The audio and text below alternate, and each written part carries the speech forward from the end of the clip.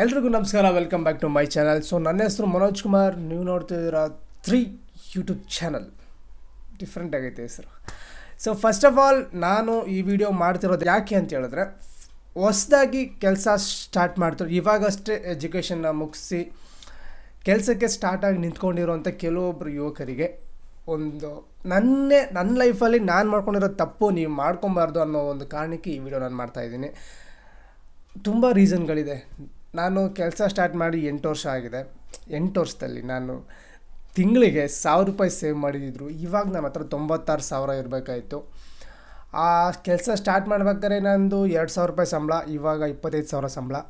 2,000 ರೂಪಾಯಿ ಸಂಬಳಕ್ಕೆ ನಾನು ಎಷ್ಟು ಕಮಿಟ್ಮೆಂಟಲ್ಲಿ ಕೆಲಸ ಮಾಡ್ತಿದ್ನೋ, 25,000 ಬಂದಾಗಲೂ ಅದೇ ಕಮಿಟ್ಮೆಂಟಲ್ಲಿ ಕೆಲಸ ಮಾಡ್ಕೊಂಡು ಹೋಗ್ತಾಯಿದ್ದೀನಿ. ಇದು ನನ್ನ ಪ್ರಾಬ್ಲಮ್ಮು. ಬಟ್ ಅದೇ ಕಮಿಟ್ಮೆಂಟಿಂದ ಇವತ್ತು ನಾನು ಲಾಸ್ಟ್ ನವಂಬರಲ್ಲಿ ಸ್ಟಾರ್ಟ್ ಮಾಡಿ ಇವಾಗ ನವಂಬರ್ ಹತ್ತತ್ರ 1 ವರ್ಷ ಆಯಿತು. 1 ಲಕ್ಷನ ಸೇವ್ ಮಾಡಿದ್ದೀನಿ. ಅದು ಹೆಂಗೆ ಸೇವ್ ಮಾಡಿದೆ ಅಂದರೆ, ಕಮಿಟ್ಮೆಂಟ್ ಹಾಕೊಂಬಿಟ್ಟೆ ನಾನು. ಆ ಕಮಿಟ್ಮೆಂಟಿಂದನೇ ನಾನಿವತ್ತು 1 ಲಕ್ಷ ಸೇವ್ ಮಾಡಿದ್ದೀನಿ. ನನ್ನ ಹೇಗೆ ಏನು ಅನ್ನೋದನ್ನು ಒಂದು ಕ್ಲೀನಾಗಿ ಹೇಳ್ತೀನಿ. ವಿಡಿಯೋನ ಸ್ಕಿಪ್ ಮಾಡಿದೆ, ಫುಲ್ಲಾಗಿ ನೋಡಿ. ನಿಮಗೊಂದು ಇನ್ಫಾರ್ಮೇಷನ್ ಸಿಗುತ್ತೆ ಇದರಲ್ಲಿ, ದುಡ್ಡನ್ನ ಹೆಂಗೆ ಮ್ಯಾನೇಜ್ ಮಾಡಬೇಕಂತ. ನನ್ನ ಲೈಫಲ್ಲಿ ನಾನು ಕಷ್ಟಪಟ್ಟು ದುಡ್ದಿರೋ ದುಡ್ಡನ್ನ ಬೇರೆ ಜಾಬಲ್ಲಿ ತುಂಬಿಸಿ ಅವ್ರನ್ನ ಉದ್ಧಾರ ಮಾಡಿದ್ದೀನಿ. ನಾನಂತೂ ಉದ್ಧಾರ ಆಗಿಲ್ಲ. ಆ ತಪ್ಪನ್ನ ನೀವು ಮಾಡಬಾರ್ದು ಅನ್ನೋ ಕಾರಣಕ್ಕೆ ನಾನು ಈ ವಿಡಿಯೋ ಮಾಡ್ತಾಯಿರೋದು. ಸೊ ನಾನು 2018ರಲ್ಲಿ ಕೆಲಸ ಸ್ಟಾರ್ಟ್ ಮಾಡಿದ್ದು. 2018ರಲ್ಲಿ ಇವಾಗ ಸ್ಟಾರ್ಟ್ ಮಾಡಿದಾಗ 2,000 ರೂಪಾಯಿ ಸಂಬಳದಿಂದ ಸ್ಟಾರ್ಟ್ ಮಾಡಿದ್ದು. ಚಿಕ್ಕ ವರ್ಕ್ಶಾಪ್ಗೆ ಹೋಗಿದ್ದು. ITI ಮುಗಿಸಿದ್ದು ನಾನು. ITI ಮುಗಿಸಿ ಬಂದು ಮೆಕ್ಯಾನಿಕಲ್ ಓದಿ ಏನೋ ಮಾಡ್ಬೇಕು ಅಂದ್ಕೊಂಡಿದ್ದು. ನಾ ಮೆಕ್ಯಾನಿಕಲ್ ಅಂದಿದ ತಕ್ಷಣವೇ ಗ್ಯಾರೇಜ್ಗೆ ಹೋಗ್ಬೇಕು, ವರ್ಕ್ಶಾಪ್ ಇಡಬೇಕು, ಆ ಥರ ಒಂದು ಮೈಂಡ್ಸೆಟ್ಟು ಆ ಕಾಲದಲ್ಲಿ ಇದ್ದಿದ್ದು. ನನಗಲ್ಲ, ನಾನು ಓದ್ತಾ ಇದ್ದೀನಿ ಅಂತ ಗೊತ್ತಾಗಿ ನಮ್ಮಪ್ಪ ಆಮೇಲೆ ಸರಿ ಅಂತ ಯಾವುದೋ ಶೋರೂಮ್ಗೆ ಹೋಗಿ ಸೇರಿಸಿದ್ರು. ನನ್ನ ಸಿಕ್ಕಾಪಟ್ಟೆ ಬೆಂಡ್ ಮಾಡಿ ಎತ್ಬಿಟ್ರು. 3 ತಿಂಗಳು ಟ್ರೈನಿಂಗ್ ತೊಗೊಂಡೆ. ಆಮೇಲೆ ನನಗೆ ಕೊಟ್ಟಿದ್ದ ಸಂಬಳ 2,500 ರೂಪಾಯಿ ಏನೋ ಕೊಟ್ಟರು. ನನ್ನ ಹತ್ರ ಸ್ಲಿಪ್ಪು ಇನ್ನೂ ಇದೆ. ಒಂದು ಮೂವಿ ಕವರಲ್ಲಿ ಥರ ಹಾಕಿ ಇಟ್ಟಲ್ಲಿ ಮನೋಜ್ ಕುಮಾರ್ 2,500 ರೂಪಾಯಿ ಅಂತ ಬರೆದುಬಿಟ್ಟು ಕೊಟ್ಟಿದ್ರು. ಅದನ್ನು ತಗೊಂಡು ನನಗೆ ಫುಲ್ ಸಿಕ್ಕಾಪಟ್ಟೆ ಖುಷಿ. ಫಸ್ಟ್ ಸಂಬಳ ನನಗೆ ನಮ್ಮನ ಕೈಲಿ ಕೊಡಬೇಕು ಅಂತ ತಗೊಬಂದು ನಮ್ಮಮ್ಮನ ಕೈಲಿ ಕೊಟ್ಟಾಗ ನಮ್ಮಮ್ಮ ಸಿಕ್ಕಾಪಟ್ಟೆ ಬೈದರು, ಇಷ್ಟೇನ ಸಂಬಳ ಅಂತ.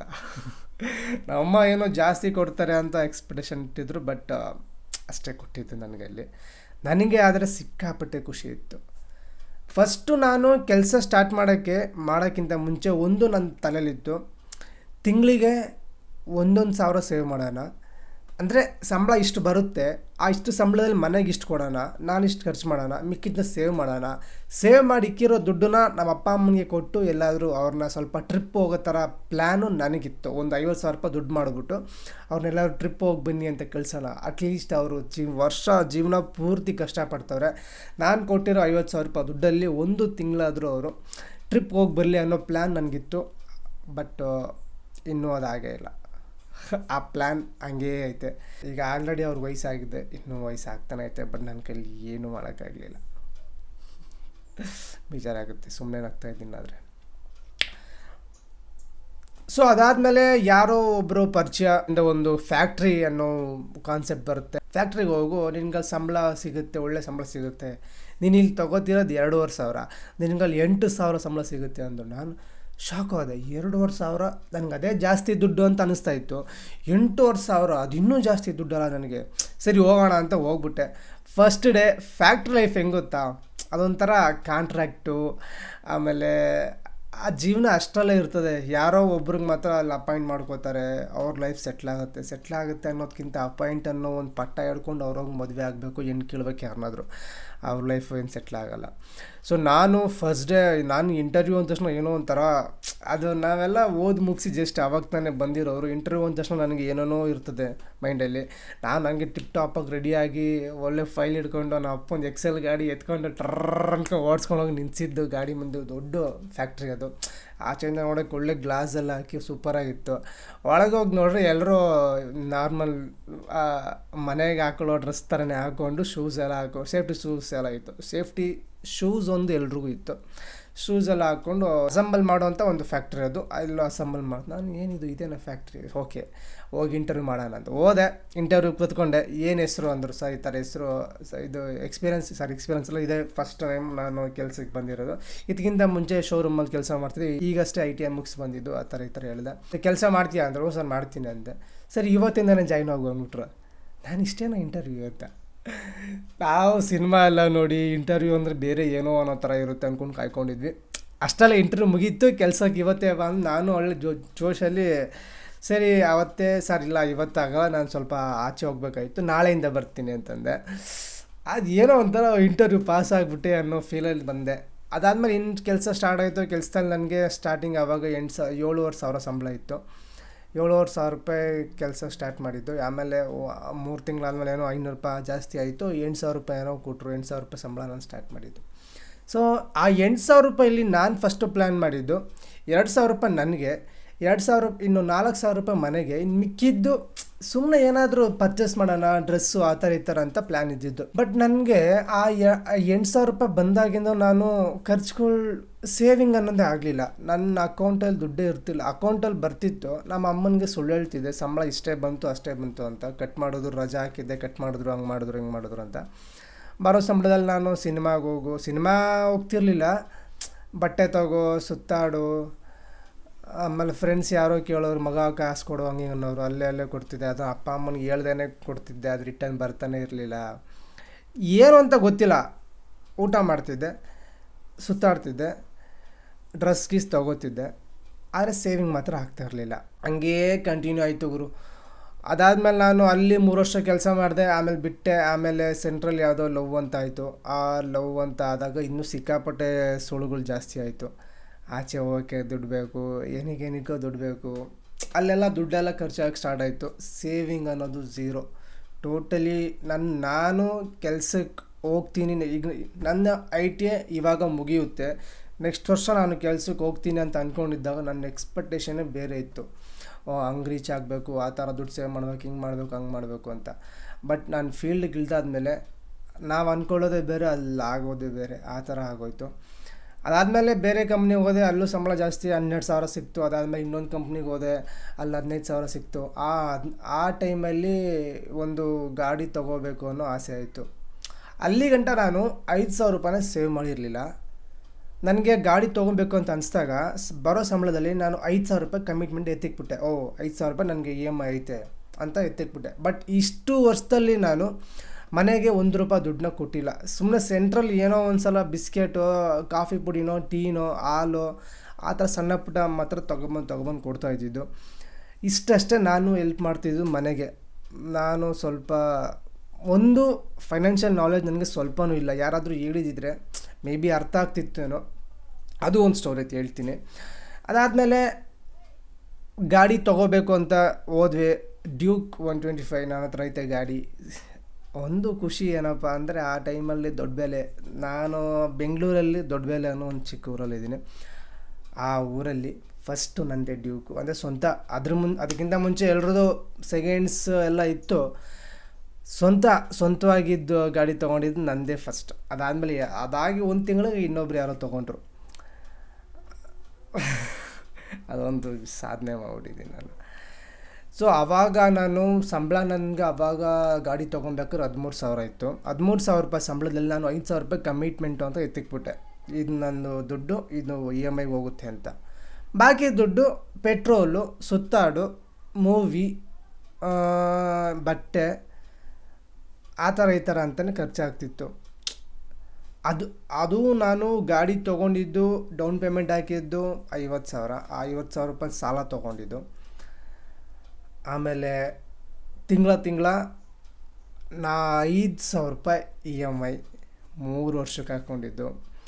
ಆ 3 ವರ್ಷ EMI ಐತೆ ಅನ್ನೋ ಕಾರಣಕ್ಕೆ ನಾನು ಒಂದೇ ಕಂಪ್ನಿಲಿ 3 ವರ್ಷ ಕೆಲಸ ಮಾಡೋ ಥರ ಆಯಿತು. ಅಟ್ಲೀಸ್ಟ್ EMI ಮುಗಿಯೋಗಂಟ ನಾನು ಕೆಲಸ ಬಿಟ್ಟು ಹೋಗ್ಬಾರ್ದು, ಬೇರೆ ಕೆಲಸ ಸಿಗಲ್ವೇನೋ ಅನ್ನೋ ಒಂದು ಭಯದಲ್ಲಿ ಅಲ್ಲೇ ಕೆಲಸ ಮಾಡ್ಕೊಂಡಿದ್ಬಿಟ್ಟೆ. ಅದಾಗಿ ಸ್ವಲ್ಪ ದಿವಸ ಆದಮೇಲೆ ಕೆಲಸ ಬಿಟ್ಟೆ. EMI ಲೋನು ಮುಗೀತು, ಬೇರೆ ಕಡೆ ಎಲ್ಲೋ ಕೆಲಸ ಸಿಕ್ತು. ಸೆಂಟ್ರಲ್ ನಾನು ಝೊಮ್ಯಾಟೋಗೆ ಹೋದೆ. ಝೊಮ್ಯಾಟೋಲ್ಲಿ ಏನೋ ದುಡ್ಡು ಜಾಸ್ತಿ ನನಗೆ ಅವಾಗ ಸ್ವಲ್ಪ ಗಿಲ್ಟ್ ಆಗ್ತಿತ್ತು, ಎಲ್ಲಿ ನಾನು ದುಡ್ಡೇ ಸೇವ್ ಮಾಡ್ತಿಲ್ಲ, ಏನಾಗ್ತಿದೆ ನನ್ನ ಲೈಫಲ್ಲಿ ಅನ್ನೋ ಸೊ ಇದ್ರ ಮಧ್ಯ 2019 ನನಗೆ ಯಾವಾಗಲೂ ಒಂದು ಸಲ ಗ್ರೋ ಆ್ಯಪ್ದು ಒಂದು ಅಡ್ವರ್ಟೈಸ್ಮೆಂಟ್ ಬಂತು. ಓಕೆನಾ, ತಿಂಗಳ ಇಷ್ಟಿಷ್ಟು ಅಮೌಂಟ್ ಸೇವ್ ಮಾಡಿದರೆ ನೀವು ಇಷ್ಟು ದುಡ್ಡು ತೊಗೊಬೋದು. ನನಗೆ ಒಂಥರ ಶಾಕ್ ಆಯ್ತು. ತಿಂಗಳು ನಾವು ಹಾಕೋದೇ ಅಷ್ಟೊಂದು ದುಡ್ಡು ತೆಗಿಬೋದಾ ಅನ್ನೋ ಒಂದು ಡೌಟಲ್ಲಿ ನಾನು 100 ರೂಪಾಯಿ ಹಾಕೋಣ ತಿಂಗಳಿಗೆ ಅಂತ ಹಾಕಿದೆ. ಅದೂ ಕನ್ಸಿಸ್ಟೆನ್ಸಿ ಇಲ್ಲ. 3 ತಿಂಗಳೇನೋ ಹಾಕಿದೆ 100 ರೂಪಾಯಿ. ಆವಾಗ ಸ್ವಲ್ಪ ಒಂಥರ ಡಿಫಿಕಲ್ಟ್ ಆಗಿತ್ತು. ನಾನು ಆಟೋ ಪೇಮೆಂಟ್ ಮಾಡಿಬಿಟ್ರೆ ಕಟ್ಟಾಗ್ಬಿಡುತ್ತೆ ಆಟೋಮೆಟಿಕ್ ಅಂತ ಅಂದ್ಕೊಂಡೆ. ಬಟ್ ಆಟೋ ಪೇಮೆಂಟ್ ಮಾಡೋಕ್ಕೆ ಸಿಕ್ಕಾಪಟ್ಟೆ ಕಷ್ಟ ಇರ್ತೀನಿ. ನಾನು ಫಾರ್ಮ್ ಫಿಲ್ ಮಾಡು, ಬ್ಯಾಂಕ್ ಹೋಗು, ಅಲ್ಲೋಗು ಇಲ್ಲೋಗು, ಅದಕ್ಕೆ ನಾನು ಮಾಡೋಕ್ಕೆ ಹೋಗಲಿಲ್ಲ. ನಾನೇ ಮ್ಯಾನ್ಯುವಲ್ ಆಗಿ ಪೇ ಮಾಡ್ತಿದ್ದೆ. 3 ತಿಂಗಳು ಅಷ್ಟೇ ನಾನು ಪೇ ಮಾಡಿದ್ದು. ನನ್ನ ಯೋಗ್ಯತೆಗೆ ಆವಾಗಿಂದ ನಾನು ಸ್ಟಾರ್ಟ್ ಮಾಡಿದ್ದೆ 100 ರೂಪಾಯಿಗೆ SIP. ಆ 100 ರೂಪಾಯಿನೂ ತಿಂಗಳ ಕಟ್ಟೋಕ್ಕಾಗಲಿಲ್ಲ. ಅಷ್ಟು ಒದ್ದಾಡ್ಬಿಟ್ಟಿದ್ದೀನಿ ನಾನು. ಅಂದರೆ ಒದ್ದಾಡ್ಬಿಟ್ಟಿದ್ದೀನಿ ಅಂತಲ್ಲ, ಕಷ್ಟಪಟ್ಟಿಲ್ಲ. ನನ್ನ ಕಷ್ಟನೇ ಇಲ್ಲ ನನಗೆ. ನಮ್ಮಮ್ಮ ಕೇಳಿದಾಗೆಲ್ಲ ದುಡ್ಡು ಕೊಡ್ತಾಯಿದ್ರು, ಬಟ್ಟೆ ಬೇಕಾ ತಗೋ ಅಂತ ತಿಂತಿದ್ರು. ಏನೇ ಕಷ್ಟ ಅನ್ನೋದಿಲ್ಲ. ಬಟ್ ನನ್ನ ಯೋಗ್ಯತೆಗೆ ಅಟ್ಲೀಸ್ಟ್ ಒಂದು 100 ರೂಪಾಯಿ ಸೇವ್ ಮಾಡೋಕ್ಕೆ ನನ್ನ ಕೈಲಿ ಆಗಲಿಲ್ಲ ಆವಾಗ. ಅದಾದಮೇಲೆ ತುಂಬ ದಿವಸ ಆಗೋಯ್ತು. ಅದು ನಾನು ಯೂಟ್ಯೂಬಲ್ಲೂ ಇನ್ಸ್ಟಾಗ್ರಾಮಲ್ಲಿ ಎಲ್ಲೂ ನೋಡ್ಬೇಕಾದ್ರೆ ಸಡನ್ನಾಗಿ ಬಂತು. ನಾನು ಹಂಗೆ ಡೌನ್ಲೋಡ್ ಮಾಡಿದೆ, 100 ರೂಪಾಯಿ ಹಂಗೆ ಪೇ ಮಾಡಿದೆ. ಯಾವುದೊಂದು ಗೊತ್ತಿಲ್ಲ, ಸುಮ್ಮನೆ ಹಂಗೆ ನಾನು ರ್ಯಾಂಡಮ್ ಆಗಿ ಪೇ ಮಾಡಿಬಿಟ್ಟೆ. ಅದೇನು ಹೇಳಿದ್ನಲ್ಲ, ನವಂಬರ್ ತಿಂಗಳಿಂದ ನಾನು ದುಡ್ಡು ಏನೋ ಒಂದು ಕಮಿಟ್ಮೆಂಟ್ ಹಾಕ್ಕೊಂಡೆ ಅಂತ. ಸೊ ನನಗೆ ಒಂದು ಕ್ಲಿಯರಾಗಿ ಗೊತ್ತಾಗೋಯ್ತು, ನನ್ನ ಬೈಕ್ EMI ಮುಗಿತಾ ಇದ್ದಂಗೆ ನಾನು ಬೇರೆ ಯಾವುದೋ ಕಮಿಟ್ಮೆಂಟ್ ಇಟ್ಕೊಂಡಿಲ್ಲ ಅಂದರೆ ನನ್ನ ದುಡ್ಡು ಸೇವ್ ಆಗೋಲ್ಲ, ಹಂಗೆ ಹೋಗ್ತಾನೆ ಇರುತ್ತೆ. ನನ್ನ ಅಕೌಂಟಲ್ಲಿ ದುಡ್ಡಿದ್ದಷ್ಟು ನಾನು ಖರ್ಚು ಮಾಡ್ತಾನೆ ಇರ್ತೇನೆ ಅಂತ ಗೊತ್ತಾಗಿತ್ತು. ಸರಿ, ನಾನು ಆ EMI ಬಂದು 5,000 ರೂಪಾಯಿ ಇತ್ತು. ಆ 5,000 ರೂಪಾಯಿಗೆ ನಾನು ಏನಾದರೂ ಒಂದು ಕಮಿಟ್ಮೆಂಟ್ ಮಾಡ್ಕೊಬೇಕು ಅಂತಲೇ ಆ ಟೈಮಲ್ಲಿ ನನಗೆ ಈ ಇನ್ವೆಸ್ಟ್ಮೆಂಟು ಕನ್ನಡದಲ್ಲಿ ಈಗ ಒಬ್ಬರು ಏಂಜಲ್ ಇನ್ವೆಸ್ಟ್ಮೆಂಟ್ ಅನ್ನೋ ಒಬ್ಬರು ಯೂಟ್ಯೂಬ್ ಚಾನಲ್ ಇದೆ, ತುಂಬ ಸೂಪರಾಗಿ ಎಕ್ಸ್ಪ್ಲೈನ್ ಮಾಡ್ತಾರೆ. ಆ ವಿಡಿಯೋ ಅಚಾನಕವಾಗಿ ನನಗೆ ಸಿಕ್ತು. ನಾನು ನೋಡಿದೆ ಆ ವಿಡಿಯೋ. ನನಗೆ ಯಾವಾಗ ಇನ್ವೆಸ್ಟ್ ಮಾಡಬೇಕು ಅಂತ ಸ್ವಲ್ಪ ಇನ್ನೂ ಜಾಸ್ತಿ ಬಂತು ಮೈಂಡ್ಗೆ. ಅಟ್ಲೀಸ್ಟ್ 1,000 ರೂಪಾಯಿ ತಾನು ತಿಂಗಳಿಗೆ ಖರ್ಚು ಮಾಡ್ತೀನಿ. 2,000, 3,000, 4,000, 1,000 ರೂಪಾಯಿ ಇನ್ವೆಸ್ಟ್ ಮಾಡೋಣ ಅನ್ನೋ ಒಂದು ತಲೆಗೆ ಬಂದು ನಾನು ಆವಾಗ ಗ್ರೋ ಆ್ಯಪು ಡೌನ್ಲೋಡ್ ಮಾಡಿ ಎಲ್ಲ ರಿಜಿಸ್ಟರ್ ಆದಮೇಲೆ ನೋಡ್ತಾ ಇದ್ದೀನಿ, ನನ್ನ ಅಲ್ಲಿ ಅಕೌಂಟಲ್ಲಿ ನನ್ನದು 700 ರೂಪಾಯಿ ಐತೆ. ನಾನಿದು ಯಾವುದು 700 ರೂಪಾಯಿ, ಹೆಂಗೆ ಬಂತು 700 ರೂಪಾಯಿ ಅಂದು. ಆಮೇಲೆ ನನಗೆ ಅಲ್ಲಿ ಹಿಸ್ಟ್ರಿ ಎಲ್ಲ ಇತ್ತು, SIP ಮಾಡಿರೋ ಹಿಸ್ಟ್ರಿ ಎಲ್ಲ ಇತ್ತು. ಅಲ್ಲಿ ಹೋಗಿ ಚೆಕ್ ಮಾಡಿದಾಗ 2018ರಲ್ಲಿ 3 ತಿಂಗಳು 2 ತಿಂಗಳು ನಾನು ತಿಂಗಳ 100 ರೂಪಾಯಿ ಹಾಕಿದ್ದೀನಿ. 250 ಏನೋ ಇತ್ತು ಅಮೌಂಟ್ ನಾನು ಹಾಕಿರೋದು. ನನಗಿಲ್ಲಿ 650 ರೂಪಾಯಿ ಏನೋ ಆಗಿತ್ತು. ನಾನು ಶಾಕ್ ಆದೆ. ನಾನು ತಿಂಗಳ 100 ರೂಪಾಯಿ ಕರೆಕ್ಟಾಗಿ ಮಾಡಿದ್ದಿದ್ರೆ, ನಾನು ಹಾಕಿರೋ 300 ರೂಪಾಯಿ ಇವತ್ತು 600 ರೂಪಾಯಿ ಆಗೈತೆ. ನಾನು ತಿಂಗಳ 100 ರೂಪಾಯಿ ಹಾಕ್ಬಿಟ್ಟಿದ್ರೆ, 10,000 ರೂಪಾಯಿ ಹಾಕಿದರೆ ಅಟ್ಲೀಸ್ಟ್ ಈಗ 20,000 ಆಗ್ತಿತ್ತಲ್ಲ ಅಂತೂ ಒಂದು ನನಗೆ ನಾನೇ ಕೋಪ ಬರೋ ಥರ ಆಯಿತು. ಯೋಗ್ಯತೆಗೆ 100 ರೂಪಾಯಿ ಸೇವ್ ಮಾಡೋಕ್ಕಾಗಲಿಲ್ಲ ನನ್ನ ಕೈಲಿ. ಆವಾಗ ನನಗೆ ಇನ್ವೆಸ್ಟಿಂಗ್ ಮೇಲೆ ಒಂದು ನಂಬಿಕೆ ಬಂತು. ಇನ್ವೆಸ್ಟಿಂಗ್ ಮಾಡು ಅಂತ ನಾನು ಫ್ರೆಂಡ್ಸ್ಗೆಲ್ಲ ಹೇಳಿದೆ. ಬಟ್ ಅಷ್ಟು ಬೇಗ ಯಾರಿಗೂ ನಂಬಿಕೆ ಬರೋಲ್ಲ, ಇನ್ವೆಸ್ಟ್ನ ದುಡ್ಡು ಹೋಗ್ಬಿಡುತ್ತೆ ಹೆಂಗೆ ಅಂತ. ನನ್ನ ನಂಬಿಕೆನೇ ನಾನು ಹಾಕಿದ್ದ 300 ರೂಪಾಯಿ ಡಬಲ್ ಆಗಿತ್ತು. 2018ರಲ್ಲಿ ಹಾಕಿದ್ದು, ನಾನು ಅದನ್ನು ನೋಡಿದ್ದು 2023ರಲ್ಲಿ ಡಬಲ್ ಆಗಿತ್ತು. 625 ರೂಪಾಯಿ ಏನೋ ಆಗಿತ್ತು. ನನಗೆ ಶಾಕ್ ಆಯಿತು. ಆ ನಂಬಿಕೆ ಮೇಲೆ ನಾನು ಹಾಕಿರೋ 100 ರೂಪಾಯಿ ಡಬಲ್ ಆಗೈತೆ, ಇನ್ನು ನಾನು 1,000 ರೂಪಾಯಿಗೆ ಡಬಲ್ ಆಗಲ್ವಾ, ಡಬಲ್ ಆಗುತ್ತಾ ಬಿಡುತ್ತೋ, ಅಟ್ಲೀಸ್ಟ್ ನನ್ನ ಅಲ್ಲಿ ಸೇವಿಂಗ್ ಅಂತನಾದರೂ ಇರುತ್ತೆ ಅನ್ನೋ ಒಂದು ಕಾರಣಕ್ಕೆ ನಾನು 5,000 ರೂಪಾಯಿ ನನ್ನ ಬೈಕ್ ಲೋನ್ ಮುಗಿತಾ ಇದ್ದಂಗೆ ಇನ್ನೊಂದು ಲೋನ್ ತೊಗೊಂಡೆ. ಇನ್ನೊಂದು ಕಮಿಟ್ಮೆಂಟು. ಆ 5,000 ರೂಪಾಯಿ ಏನು ಹೋಗ್ತಿತ್ತು ಇಷ್ಟು ದಿವಸ, ಆ ದುಡ್ಡು ಹಂಗೆ ಇಲ್ಲಿ ಸೇವ್ ಆಗಲಿ ಅಂತ ಸ್ಟಾರ್ಟ್ ಮಾಡಿದೆ. ಇನ್ನೊಂದು ಇಂಪಾರ್ಟೆಂಟ್ ಏನಪ್ಪ ಅಂದರೆ ಕ್ರೆಡಿಟ್ ಕಾರ್ಡ್. ದಯವಿಟ್ಟು ಎಷ್ಟೇ ನಿಮಗೆ ಕಂಪೇರ್ ಮಾಡಿದ್ದು ಕ್ರೆಡಿಟ್ ಕಾರ್ಡ್ ಅನ್ನೋ ಒಂದು ಟ್ರ್ಯಾಪ್ಗೆ ಹೋಗಿ ತಗ್ಲಾಕೋಬೇಡಿ. ನನ್ನ ಒಂದು ಸೋಂಬೇರಿಗೆ ನಾನು ಎಕ್ಸ್ಟ್ರಾ ದುಡ್ಡು ಖರ್ಚು ಮಾಡೋಕ್ಕೆ ಒಂದು ಕಾರಣನೇ ಕ್ರೆಡಿಟ್ ಕಾರ್ಡ್ಗಳು. ಈ ಕ್ರೆಡಿಟ್ ಕಾರ್ಡ್ ಏನು ಮಾಡ್ತು ಅಂದರೆ, ನನ್ನ ಅಕೌಂಟಲ್ಲಿ ದುಡ್ಡಿಲ್ಲ, ಕಾರ್ಡಲ್ಲಿ ದುಡ್ಡಿದೆ. ಕೆಲ್ಸಕ್ಕೆ ಹೋಗೋದೇನು ಬೇಡ ಬಿಡು, ನಾನು ಸೆಂಟ್ರಲ್ ಝೊಮೊಟೊ ಎಲ್ಲ ಮಾಡಿದ್ದೆ. ಕೆಲ್ಸಕ್ಕೆ ಹೋಗೋದೇನು ಬೇಡ ಬಿಡು, ಆ ಕಾರ್ಡಲ್ಲಿ ದುಡ್ಡೈತೆ, ಆ ಕಾರ್ಡ್ ತೊಗೊಂಡು ಯೂಸ್ ಮಾಡ್ಕೊಳ್ಳೋಣ, ಎಂಜಾಯ್ ಮಾಡೋಣ, ಆ ಥರ ಒಂದು ಏನೋ ಮೈಂಡ್ ಬಂತು. ಆ ಕಾರ್ಡನ್ನು ಹೋಗಿದ್ದೆ, ಯೂಸ್ ಮಾಡಿದೆ, ಎಂಜಾಯ್ಮೆಂಟ್ ಮಾಡಿದೆ. ಆಮೇಲೆ ಅದು ಕಟ್ಟಬೇಕಲ್ಲ, ಆ ಕಟ್ಟಬೇಕಾಗಿರೋ ಟೈಮ್ ಬಂದಾಗ ಸಿಕ್ಕಾಪಟ್ಟೆ ಒದ್ದಾಡಿದೆ. ಅಲ್ಲಿ ದುಡ್ಡು ತೊಗೋ, ಇವ್ರ ಹತ್ರ ತೊಗೋ, ಅದು ತೊಗೋ, ಇದು ತೊಗೋ ಅಂತ ಒಂಥರ ಮೆಂಟಲಿ ನನಗೆ ಟಾರ್ಚರ್ ಆಗ್ಬಿಟ್ಟಿತ್ತು. ನಿಜವಾಗ್ಲೂ ಫೈನಾನ್ಷಿಯಲ್ ನಾಲೆಜ್ ಇಲ್ಲ ಅಂದರೆ ನಾವು ಯಾರೂ ದುಡ್ಡನ್ನ ಖರ್ಚೇ ಮಾಡಬಾರ್ದು. ನಾನು ಇಲ್ಲಿ ದುಡ್ಡು ಖರ್ಚು ಮಾಡ್ತೀನಿ ಅಂದರೆ ನನಗೆ ಆ ದುಡ್ಡು ಮತ್ತೆ ಬರಬೇಕು, ಹಂಗೆ ಆ ಥರ ಒಂದು ಮೈಂಡ್ ಇದ್ದರೆ ಮಾತ್ರ ನೀವು ದುಡ್ಡನ್ನ ಖರ್ಚು ಮಾಡಿ. ಎಕ್ಸಾಂಪಲ್ ಇವಾಗ ನೀವೊಂದು ಬಟ್ಟೆ ತೊಗೋತೀರ ಅಂದರೆ ನೀವು ಅದನ್ನು ಪ್ಲ್ಯಾನ್ ಮಾಡ್ಕೊಂಡು ತೊಗೊಬೇಕು. ಈ ಬಟ್ಟೆ ನಾನು ಇನ್ನೊಂದು 4 ತಿಂಗಳು 5 ತಿಂಗಳು 6 ತಿಂಗಳು ಯೂಸ್ ಮಾಡ್ತೀನಿ, ಅಲ್ಲಿಗಂಟ ನಾನು ಬೇರೆ ಬಟ್ಟೆನ ತೊಗೊಳಕ್ಕೆ ಹೋಗೋಲ್ಲ. ಈಗ 2,000 ರೂಪಾಯಿ ಒಂದು ಚಪ್ಪಲಿ ತೊಗೋತೀನಿ ಅಂತಂದರೆ ಆ 2,000 ರೂಪಾಯಿ ಚಪ್ಪಲಿ ನನಗೆ 2 ವರ್ಷಕ್ಕೆ ಬೇಕು ಅಂತ ಒಂದು ಪ್ಲ್ಯಾನ್ ಮಾಡಿಕೊಂಡು ತೊಗೊಳ್ಳಿ, ಓಕೆನಾ. ಕ್ರೆಡಿಟ್ ಕಾರ್ಡ್ ಮಾತ್ರ ತೊಗೊಳಕ್ಕೆ ಹೋಗಲೇಬೇಡಿ. ಈ ಕಡೆ ಕಾರ್ಡ್ ಬಿಲ್ ಪೇಮೆಂಟು, ಈ ಕಡೆ ತೊಗೊಂಡಿರೋರ ಸಾಲಗಳು, ಆಮೇಲೆ ಕೆಲವೊಂದು ಆ್ಯಪ್ಗಳೆಲ್ಲ ತೊಗೊಂಡಿದ್ದೆ ದುಡ್ಡುಗಳು, ಸಿಕ್ಕಾಪಟ್ಟೆ ಮೆಂಟಲಿ ಟಾರ್ಚರ್ ಆಗ್ಬಿಟ್ಟಿತ್ತು ಅಂತಲ್ಲ. ಆ ಟೈಮಲ್ಲಿ ದೇವ್ರ ಥರ ಬೆಳಗ್ಗೆ ಎದ್ದೆ ಮೆಸೇಜ್ ನೋಡ್ತಾ ಇದ್ದೆ, ನಿನಗೆ 2 ಲಕ್ಷ ಲೋನ್ ಅಪ್ರೂವಲ್ ಆಗಿದೆ ಅಂತ ಯಾವುದೋ ಮೆಸೇಜ್ ಬಂತು. L&T ಅದಕ್ಕಿಂತ ಮುಂಚೆ ನಾನು ಬೈಕ್ ತೊಗೊಂಬಿಟ್ಟೆ, ಅದು ಝೊಮೊಟೊ ಮಾಡೋಕ್ಕಂತ ಬೈಕ್ ತೊಗೊಂಡೆ, ಒಂದು ಅವೆನಿಸ್ ಗಾಡಿನ, ಮೊಪ್ಯಾಟ್ ಗಾಡಿ. ಆ ಗಾಡಿ ಲೋನು ಅದನ್ನು ಲೋನ್ ಹಾಕ್ಸ್ಕೊಂಬಿಟ್ಟಿದ್ದೆ. ನೋಡಿ ಅದೊಂದು ಹೇಳೋದು ಮರ್ತುಬಿಟ್ಟೆ, ಅದನ್ನು ಲೋನ್ ಹಾಕ್ಸ್ಕೊಂಬಿಟ್ಟಿದ್ದೆ. ಆ ಮೊಪ್ಯಾಟ್ ಗಾಡಿ ಲೋನ್ ಹಾಕ್ಸ್ಕೊಂಡು ಕರೆಕ್ಟಾಗಿ 6 ಮಂತ್ ಕರೆಕ್ಟಾಗಿ ಪೇ ಮಾಡಿದ್ದೆ. ಅದಕ್ಕೋಸ್ಕರ ನಿನಗೆ 2 ಲಕ್ಷ ಲೋನ್ ಅಪ್ರೂವಲ್ ಆಗಿದೆ, ತಗೋ ಚಿನ್ನು ಅಂತ ಒಂದು ಮೆಸೇಜ್ ಬಂತು. ನಾನು ಆವಾಗ ನನಗೆ ದುಡ್ಡು ಬೇಕಾಗಿತ್ತು, ಈ ಕಡೆ ಕಾರ್ಡ್ ಪೇಮೆಂಟು, ಆ ಕಡೆ ಅದು ಇದು ಎಲ್ಲ ಸರಿ, ಸುಮ್ಮನೆ ಟ್ರೈ ಮಾಡೋಣ ಅಂತ ನಾನು ಹೋದೆ, ಮೊಬೈಲ್ ನೋಡಿದೆ. 5 ನಿಮಿಷ ಗುರು ಅಲ್ಲಿ ಏನೋ ಹೆಸರೆಲ್ಲ ಇದೆ, ಯಾಕಂದರೆ ನನ್ನ ಡಾಕ್ಯುಮೆಂಟ್ಸ್ ಎಲ್ಲ ಆಲ್ರೆಡಿ ಅವ್ರ ಹತ್ರ ಇತ್ತು. L&T ಫೈನಾನ್ಸ್ದು ನಾನು ಗಾಡಿ ತೊಗೊಂಡಿದ್ದೆ, ಆಲ್ರೆಡಿ ಅವ್ರ ಹತ್ರ ಡಾಕ್ಯುಮೆಂಟ್ ಇತ್ತು. ಬರೀ ನಂಬರ್ ಹಾಕ್ತಾ ರಿಜಿಸ್ಟರ್ ಮಾಡಿಕೊಂಡೆ. 5 ನಿಮಿಷದಲ್ಲಿ 1,96,000 ಅಕೌಂಟಿಗೆ ಬಂತು. ಲಿಟ್ರಲಿ ನನಗೆ ಶಾಕ್ ಆಗೋಯ್ತು. ನಾನು ಬಾತ್ರೂಮಲ್ಲಿ ಕೂತ್ಕೊಂಡಿದ್ದೆ ಆ ಟೈಮಲ್ಲಿ, ಪಟ್ ಅಂತ ಎದ್ದು ತೊಳ್ಕೊಂಡು ಆಚೆ ಓಡಿ ಬಂದ್ಬಿಟ್ಟೆ. 2 ಲಕ್ಷ ಬಂತು. ನಾನು ಮತ್ತೆ ಹೋಗಿ ಬ್ಯಾಂಕನ್ನು ರಿಫ್ರೆಶ್ ಮಾಡಿ ಚೆಕ್ ಮಾಡ್ತಾಯಿದ್ದೀನಿ, ಬ್ಯಾಲೆನ್ಸು 1,96,000 ರೂಪಾಯಿ ಐತೆ. ಅದು 2 ಲಕ್ಷ ಇದ್ದಿದ್ದು, ಬಟ್ ಕಟ್ಟಾಗಿ 1,96,000 ಬಂತು. ನನಗೆ ಒಂಥರ ಏನೋ ಸ್ವರ್ಗ ಸಿಕ್ದಂಗೆ ಆಗೋಯ್ತು ನನಗೆ ಆ ಟೈಮಲ್ಲಿ. ಎಲ್ಲಿದ್ದೆ ದೇವರು ಇಷ್ಟು ದಿವಸ ನೀನು ಅನ್ನೋ ಥರ ಆಗೋಯ್ತು. ಆಮೇಲೆ ಸರಿ ಆ ದುಡ್ಡು ತೊಗೊಂಡೆ, ಈ ಕಡೆ ಕಾರ್ಡ್ ಪೇಮೆಂಟ್ ಕ್ಲಿಯರ್ ಮಾಡಿದೆ, ಈ ಕಡೆ ಯಾರು ಕೊಡಬೇಕು ಅವ್ರಿಗೆಲ್ಲ ಅಲ್ಲಿ ಕೊಟ್ಟೆ, ತೀರಿಸ್ಬಿಟ್ಟೆ. ಆಮೇಲೆ ಸ್ವಲ್ಪ ದುಡ್ಡಿತ್ತು, ಆ ದುಡ್ಡನ್ನ ನಮ್ಮ ಅಮ್ಮನಿಗೆ ಕೊಟ್ಟೆ. ನಮ್ಮ ಅಮ್ಮನಿಗೆ ಯಾಕೆ ಕೊಟ್ಟೆ ಅಂತಂದರೆ, ನೋಡಿ ಹಿಂಗೆಲ್ಲ ಯೋಚನೆ ಮಾಡ್ತೀವಿ ನಾವು.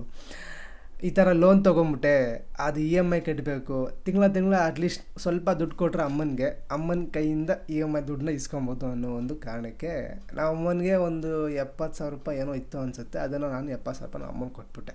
ಆ ಲೋನ್ ಎಷ್ಟು ಗೊತ್ತಾ, 6,999 ರೂಪಾಯಿ, ಹತ್ರ 7,000 ರೂಪಾಯಿ ತಿಂಗಳ ಪೇ ಮಾಡಬೇಕು, 3 ವರ್ಷ. ಸ್ಟಿಲ್ ಇವಾಗಲೂ ಅದು ಲೋನು ರನ್ನಿಂಗಲ್ಲೈತೆ, ಇನ್ನೂ 14 ತಿಂಗಳೇನೋ ಪೆಂಡಿಂಗ್ ಐತೆ. ಸೊ ಇವಾಗ ನಾನು 20,000 ರೂಪಾಯಿ ಸಂಬಳ ತೊಗೋತಿರೋದು. ನನ್ನ ಕಮಿಟ್ಮೆಂಟ್ನ ನಾನು ನಿಮಗೆ ಫಸ್ಟು ಹೇಳ್ಬಿಡ್ತೀನಿ.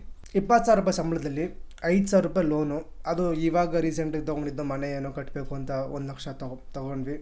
ಚಿಕ್ಕ ಮನೆಯೇ, ಇದೇ ಥರ ಒಂದು ಶೀಟ್ ಮನೆ ಚಿಕ್ಕದು, ಅದು ಲೋನು. ಅದು ಒಂದು ಜೆನ್ಯೂನಾಗಿ ಏನೋ ಒಳ್ಳೆಯದಕ್ಕೆ ಯೂಸ್ ಆಯಿತು. ಇನ್ನೊಂದು ಈ 7,000 ರೂಪಾಯಿ ಲೋನು.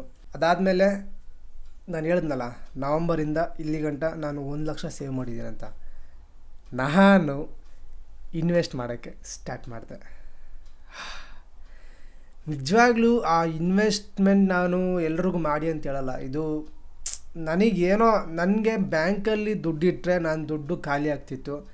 ಇನ್ವೆಸ್ಟ್ ಅಂತ ಮಾಡಿದ್ರೆ ಅಲ್ಲಿ ನಂದು ಏನೋ ಒಂದು EMI ಥರ ಹೋಗ್ತಾ ಇರ್ತದೆ, ದುಡ್ಡಲ್ಲಿ ಇರ್ತದೆ. ಅಟ್ಲೀಸ್ಟ್ ನನಗೆ ಬೇಕಾದಾಗ ನಾನು ಅದು ಇನ್ವೆಸ್ಟ್ಮೆಂಟ್ನ ಕ್ಯಾನ್ಸಲ್ ಮಾಡಿ ಅಮೌಂಟ್ನ ತೊಗೊಬೋದು. ನಾನು ಅದನ್ನ ಆಲ್ರೆಡಿ 2 ಸಲ ಅಮೌಂಟ್ನ ತೊಗೊಂಡಿದ್ದೀನಿ.